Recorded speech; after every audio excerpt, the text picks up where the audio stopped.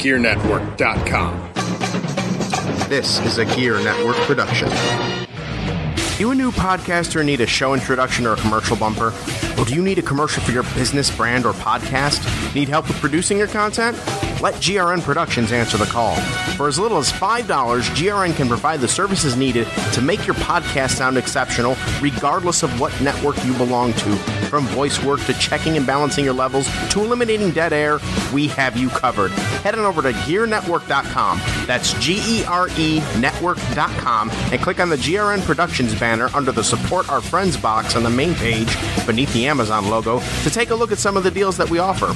Alternatively, you can email me at GearNetwork, GERE Network at gmail.com with what you need, and I'd be happy to reach out and discuss the plans that work best for you.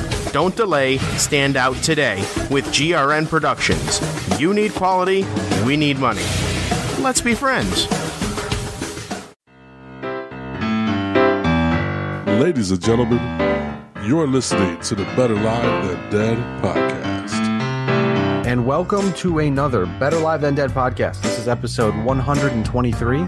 As usual, we don't have a name. We'll come up with a name. You'll find that name out here shortly. I don't know what it'll be, but guess what?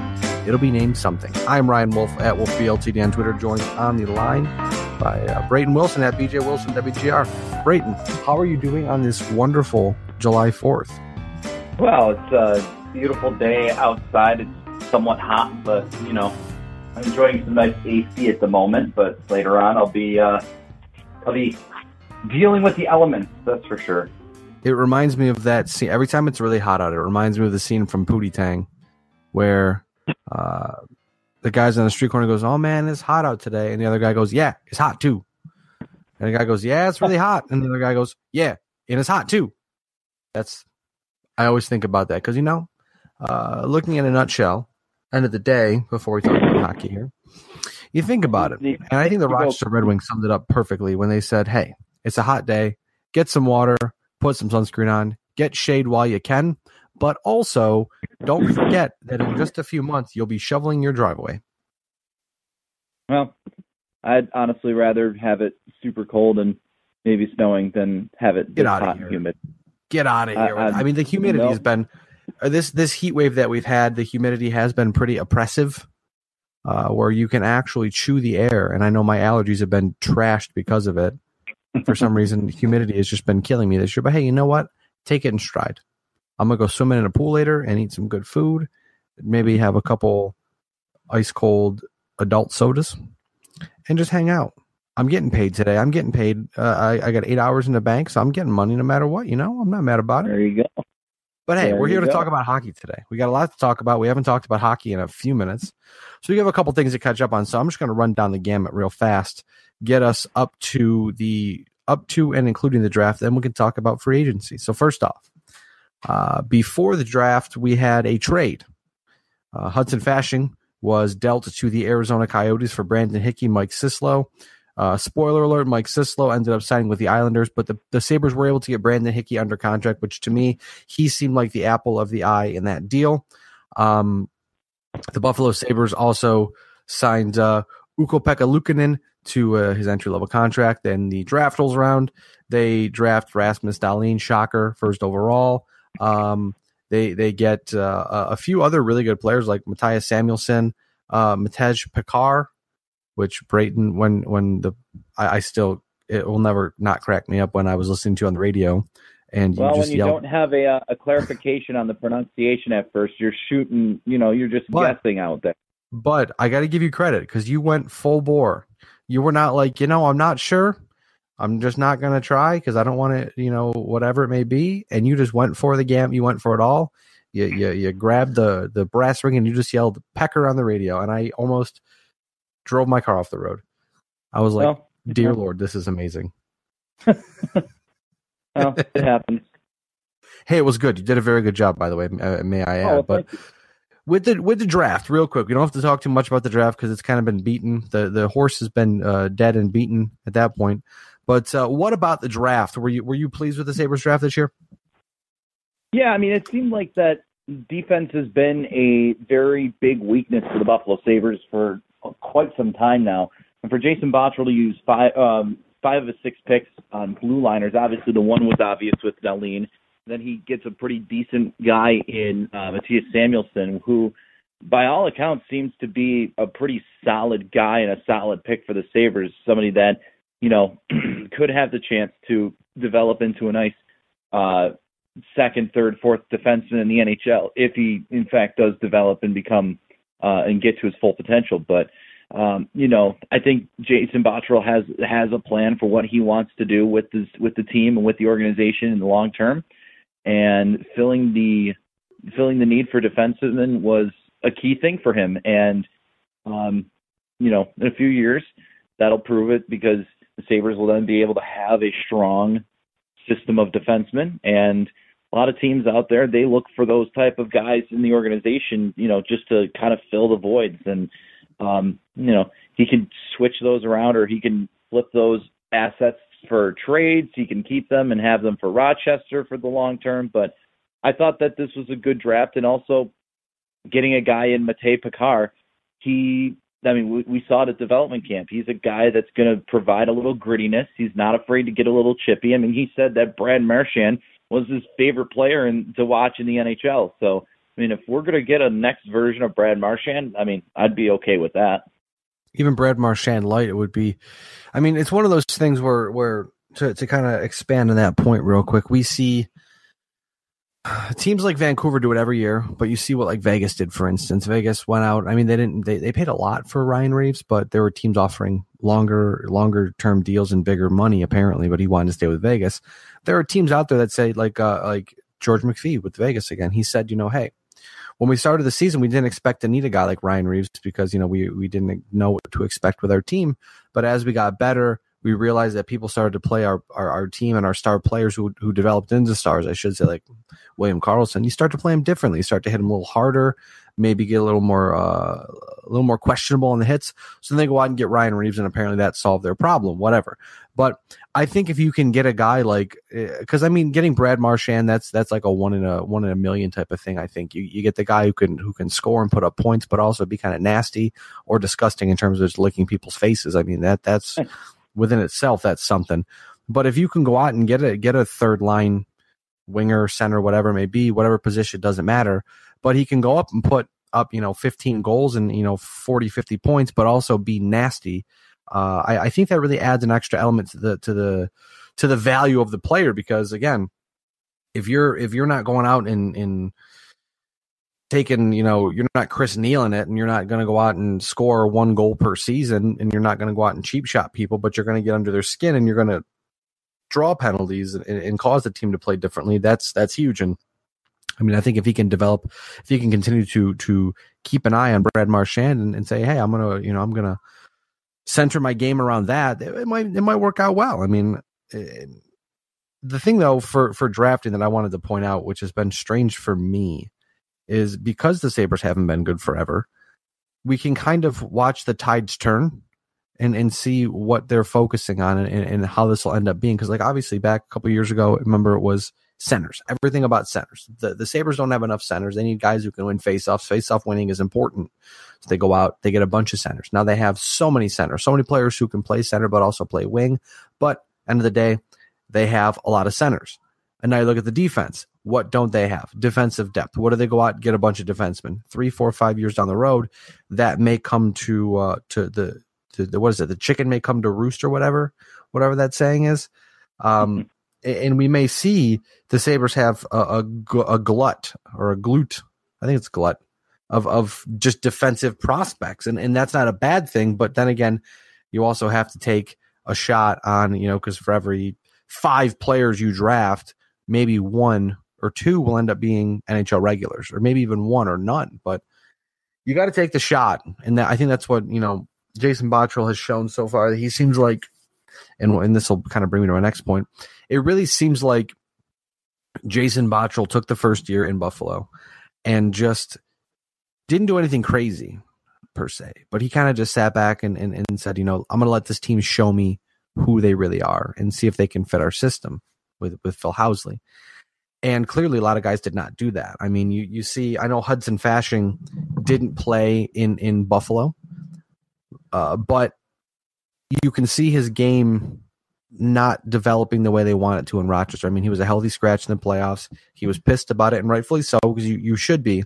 But at the end of the day, if you're not playing the style of hockey they want you to play, or you're not fitting in that role that they have built for you, then it's crap to get off the pot at that point. And I think that, Hudson Fashion Ward is welcome, but Jason Botterill also recognized, hey, this guy may have talent. He may turn out to be something. He may turn out to be a good power forward, but he's not showing it now. And we need to turn it into something that we can use now. And they got a really good defensive prospect out of it that they may turn into something in the next couple of years. But I look to the Connor Sherry trade, which is next on our list here.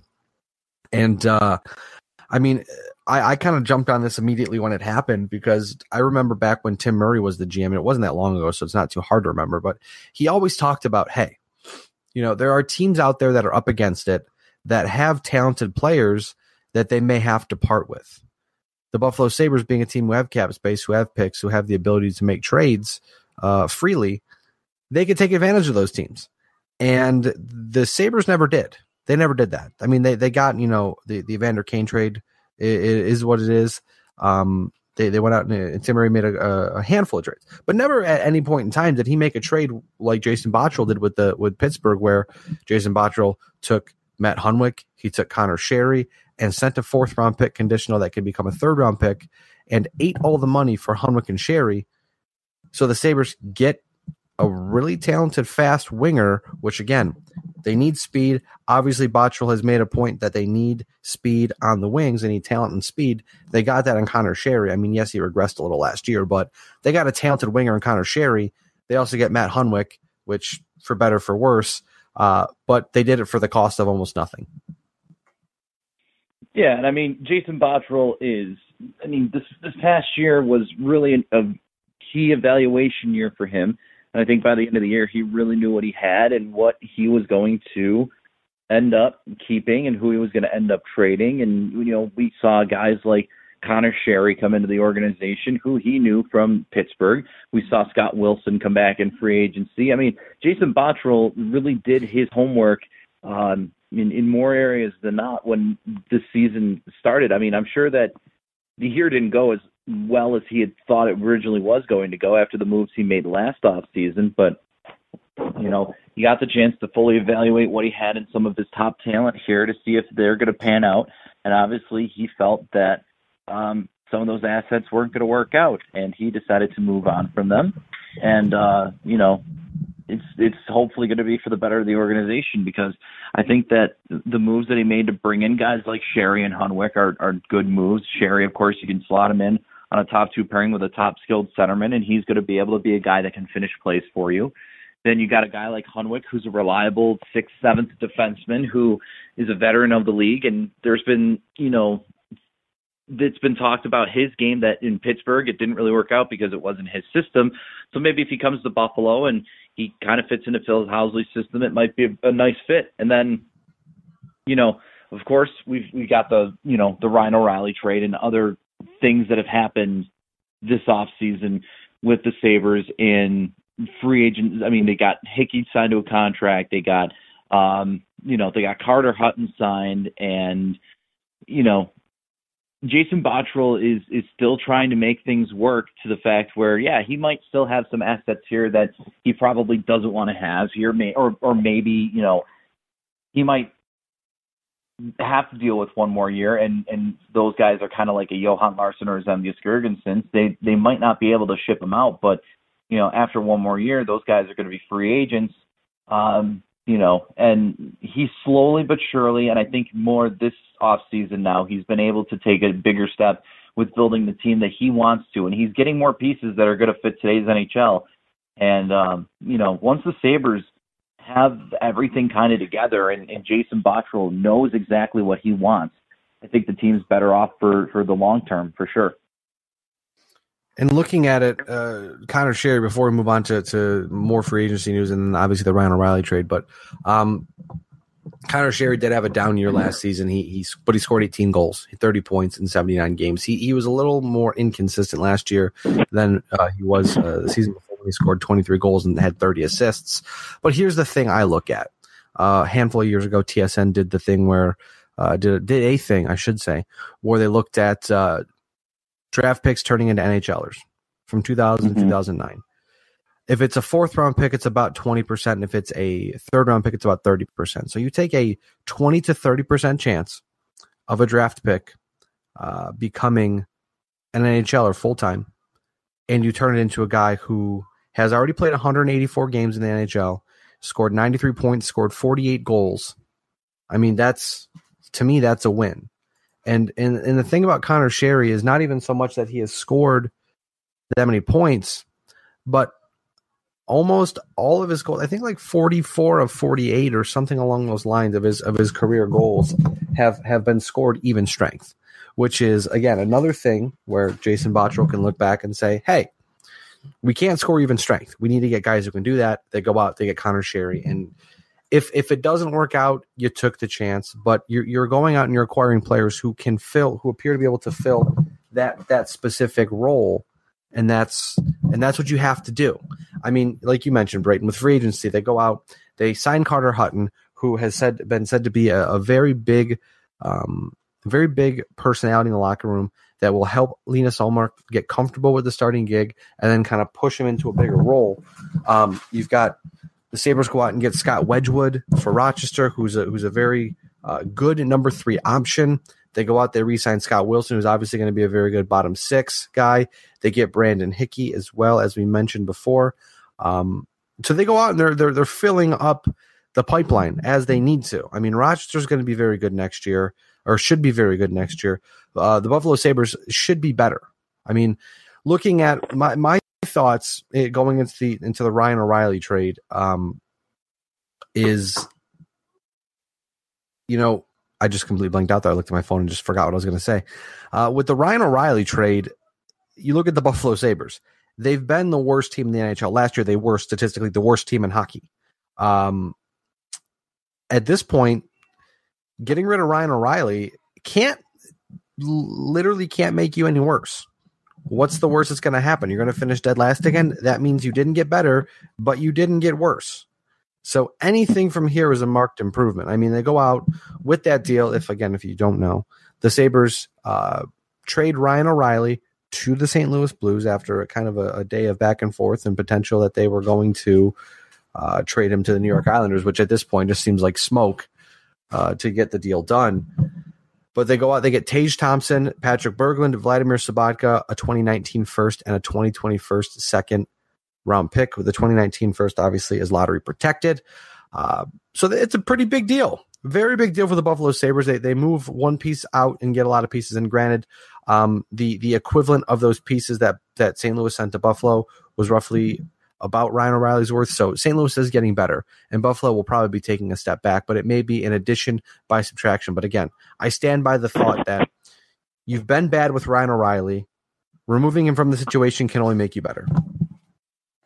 Right, and Jason Botterill's part of his goal was to add some youth to the lineup. Granted, Patrick Berglund and Vladimir Sobotka are 30 and 31 years old, respectively, but Tage Thompson is only 20 years old, and he's a guy that can develop into a really decent second, third line option for the future of your team. He's 6'5". He's a big kid. He can grow into his body a little bit more, but he loves to shoot the puck, and he's got an offensive mindset.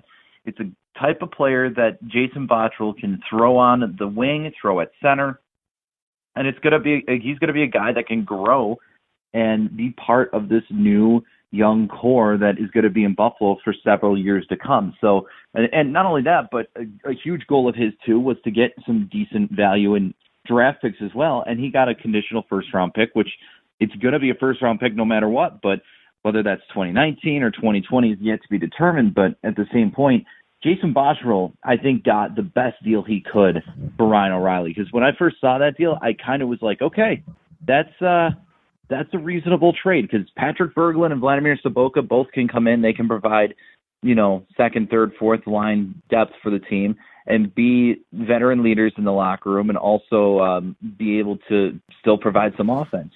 And I thought that the deal was a pretty good deal. I thought that the Sabres did get some good return. Yeah, sure, you lose a really talented player like Ryan O'Reilly, but at the same point, you get younger, you get those picks, which I know a lot of people don't want to hear, well, we got more draft picks. What more do we need draft picks for? But I think the Sabres did just fine with the trade, and Jason Botterill accomplished his goal of getting a younger asset or two for the future of the organization, and whatever else he had to take on. But, again, it's one of those situations where if Jason Botterill thought he had the right deal for Ryan O'Reilly, he should pull the trigger, and he thought he did. And I think that he did a fairly decent job at doing that. Now, the one thing I did want to ask you, Brayton, because I have my own opinions on it, but I wanted to know what you thought about it now that it's officially moved on from Ryan O'Reilly. The Sabres have officially moved on from Ryan O'Reilly. We've heard a ton about locker room problems, and we've seen stuff on the ice. We've seen stuff behind the scenes. How much of the potential locker room issue do you think played into Ryan O'Reilly being traded? I don't really know. I mean, Ryan O'Reilly certainly seemed like a guy that we all thought could have been a leader. We all thought he could have been a captain. And Patrick Roy said that when he was in Colorado, he wasn't exactly that guy. He wasn't exactly a leader. He wasn't captain material. And I think after the first year he was in Buffalo, I think that we started to see, okay, maybe Ryan O'Reilly isn't captain material. Maybe he's not exactly what the Sabres were hoping for when it came to searching for a captain. And the Sabres decided at that point, I think Jace Botterill said, if we can find a deal to move on from him, we will. But if not, then we'll stick with him. We don't have to trade him right away. Ryan was always a good person in the locker room, whether it was towards the media, whether it was towards his teammates. He always seemed like a very genuinely good guy. But at the same time, there had to have been some sort of backlash inside the locker room with teammates or what have you. I mean, the comments at the end of the year, could those have had a factor in maybe wanting to deal him more? I don't think so, but there could have been. You never know. I don't think the locker room issues were that big of a problem. I just think that it's more of what Jason Botterill wants for this team. He evaluated what this team had. They finished 31st place last year, and he kind of saw it as, okay, one of our most valuable assets is Ryan O'Reilly. He doesn't exactly fit what the Sabres want to do at this point in the future of building the team. So he put him out on the market, and he took calls on him, and he got a decent deal for him. And I give Jason Botterill a ton of credit for doing what he's done. He's building a team that he thinks will fit today's NHL, and I think he's doing a pretty darn good job of it as of right now. I mean, I do agree with you, because looking at it, we've obviously saw he didn't start off on the right foot. He got that the DWI, the DUI, driving into Tim Hortons. Right. We've seen the stuff on ice with Jack Eichel. We've seen there was that Instagram video where apparently Jack Eichel yelled, "Hey, I'm Ryan O'Reilly. I'm an alcoholic." Stuff like that, where you see things and you're like, maybe there is something there. Where there's smoke, there's fire usually. And I certainly think that I like the explanation that Jason Botterill had, where he said, everyone on this team is young. Ryan O'Reilly's older. Mm-hmm. We need to have a young core surrounded by young talent, or a young talent, whatever he said, something along the lines of that. But it was just, everyone's young. It's Jack's team. We need everyone to be young. We feel like Ryan's kind of an outcast, essentially. So let's change it up a little. But like you said, you can't go wrong when you get a bunch of assets. And I think with people getting upset about hearing about picks, I guess I kind of look back at it's no longer Tim Murray's team. So it's not a thing where you're going to say, okay, the Sabres will have three first round picks next year. So they'll pick 3 times in the first round. I think I would be surprised at this point if the Buffalo Sabres make 3 picks in next year's first round. You have picks, you have the ability, you have the ammunition to go out. You need top 6 talent. And, like Brayton, like Jeremy White, obviously Jeremy, to you. I like what he said, where it's a top 3, and then it's a middle 6, and then it's bottom 3. So you've got to figure it out. That's how you have to figure it out. The Sabres have the top 3, I think, figured out with Sherry, Eichel, and Reinhart. You got to go out and fill that middle 6 and get a strong, essentially, meat to the sandwich. You've got the top line is the bun, the fourth line is the bun, the bottom bun, and you've got to get that center figured out. And maybe Sobotka and Berglund adding them to there will help. I don't necessarily think that that's the complete answer. it may certainly spark a few things. But adding Evan Rodriguez there, or obviously a full season of Casey Middlestat, maybe Tage Thompson will help out. But you can take away that maybe and go out and get a proven guy like they did with Connor Sherry and say, look, we'll take a first round pick or a first and a second or 2 firsts or whatever we have to do to make a deal happen, and go out and get a guy we know will score 20, 25 goals a season. Because, at this point, we saw in the offseason what it costs to go out and get a proven goal scorer. What James Neal was at, 5.75? Wasn't, if I'm not mistaken, JVR was at 5 years for 7 or something like that. Like there's something. Yeah, I'll double check on my end right here, but there's a lot of cost in going out and getting goals. And again, I'm very much of the belief. I said this on Twitter during the during the free agency period. James Van Riemsdyk is 5.7. So yeah, it's a lot of cash to go out and buy goals. But at the end of the day, if you can't develop goals, where are they going to come from? If Jack will go out and probably score 30 next year. If Sam continues the trend and he was on, he'll score 30 next year. You lost 20-ish goals with Ryan O'Reilly, but Berglund probably will score 13 to 17 roughly. But you still have to go out and score more than that. Well, you have to go out and score more than that. Yeah. You could probably put Berglund down for 20, but I don't want to go out and be too. I'm trying to low sell it here. But you have to go out and find goals. And if, like I said, if you can't develop them and you're not going to go pay for them, you have to go acquire them somehow. That's where the picks come in. That's where the young talent comes in. You have to make the trade. And that makes me interested in a guy like Victor Olofsson. He was a guy that needed to be signed by the end of this year in order to, not go to free agency. But the Sabres signed him. He puts up a great year in Frölunda with 27 goals playing with Dahlin.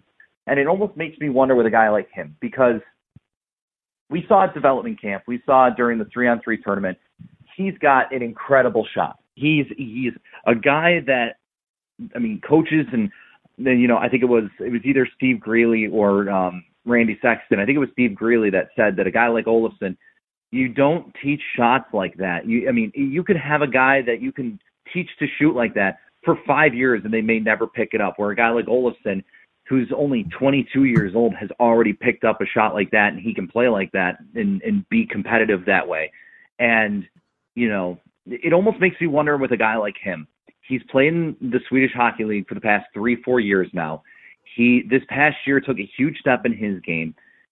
I'm looking forward to a guy like him maybe trying to be able to break the NHL lineup, because the Sabres need a left winger. They need a left wing help pretty badly. And as Jeremy said, you're looking for that middle six. He'd be perfect for that middle six type of role where, you got Connor Sherry, you've got, Alex Nylander can fight for a left wing role, but, a guy like Olofsson who can score goals, who's got a great shot, you could put him on the second power play unit, or even if the first one, if you really want to, but he's a guy you could put at the point. He's a guy that's going to want to shoot the puck. He needs the puck on his stick.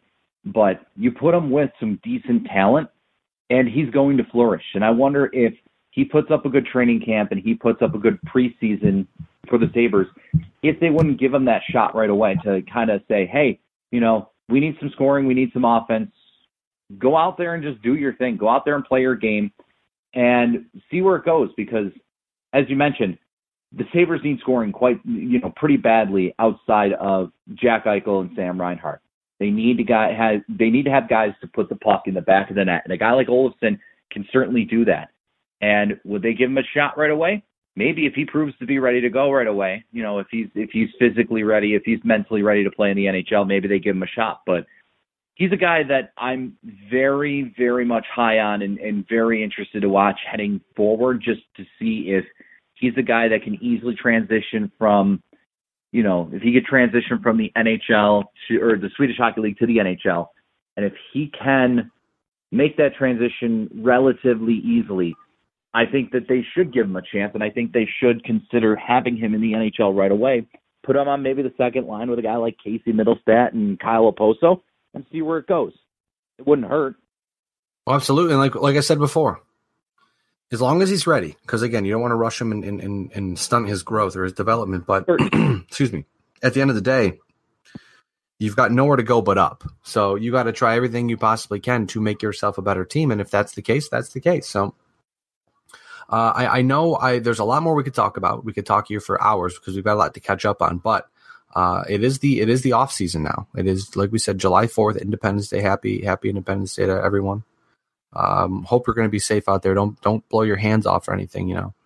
Be safe with the fireworks. But there's a lot we could talk about, and I'm sure we can get back sometime soon and discuss more hockey stuff because before we know it, it's going to be camp. It'll be the next season.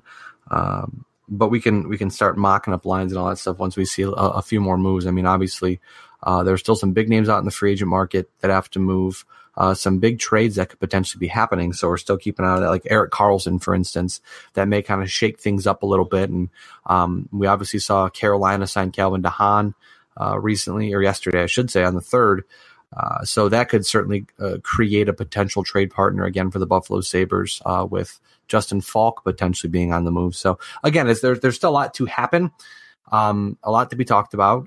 But certainly we will. We just wanted to get out to you guys and say thank you for again being patient, because obviously we are not the most. I can't think of the word I was trying to say there. Sometimes we get lazy and don't podcast, I guess is what I'm trying to say. So, or we just get busy and don't podcast. But we appreciate you tuning in. We appreciate you life being here. Life gets in the way. Yeah, absolutely. Life does get in the way for sure. I mean, especially because I'm 24 days out from my wedding. We've been talking about it forever now. It feels like not a bad thing. But at this point, I am very much, I'm ready. I'm excited. I'm glad to be back in podcast land. Brayton, is there anything else you would like to add about the Buffalo Sabres before we go on another little podcast break?